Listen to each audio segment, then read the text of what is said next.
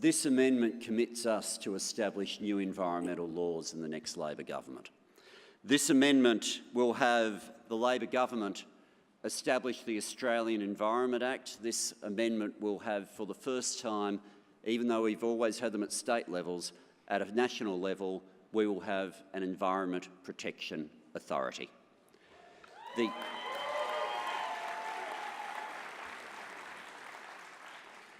The changes to legislation that need to be made are important both to improve the reach of what a Labor government is able to do and to also avoid the ignorance and laziness or just determination to not care about the environment that we get when Conservative governments are in.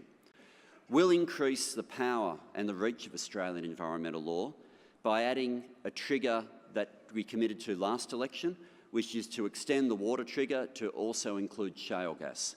We'll also make sure that national parks are always considered matters of national significance, so that instead of having the situation as we've found with Conservative governments where they've wanted to treat national parks like farms or de-gazette national parks altogether, if it's called a national park, then it's of national significance and national environmental law will reach it.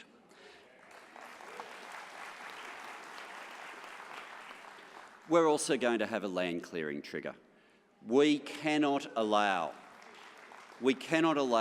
what happened when Campbell-Newman came in place, where we had two trucks chain connected between them and just large areas of native vegetation being wiped out simply within the Great Barrier Reef catchment simply because the landowner knew they could get away with it.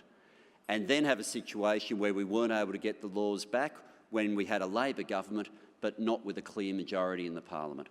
So we'll be making sure that at a federal level there is also a land clearing trigger.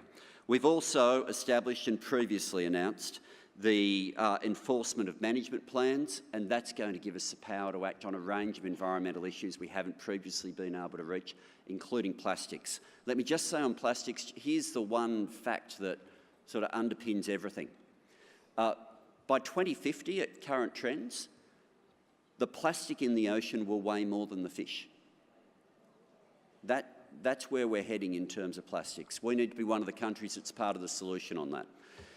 Part of designing an EPA properly, though, isn't simply on making sure that rules are followed, it's also making sure that decisions are made more quickly than they have been previously. I want to acknowledge the unions who've been involved in the conversation in making sure, from the perspective of their members, of making sure that if an answer's going to be bad, let it be given, but if an answer's going to be good, don't let it take longer than it has to for a decision to be made. The EPA will give us fair environment laws that make sure we are no longer the extinction capital of the world, but where we can also make sure when projects need an answer, they get one.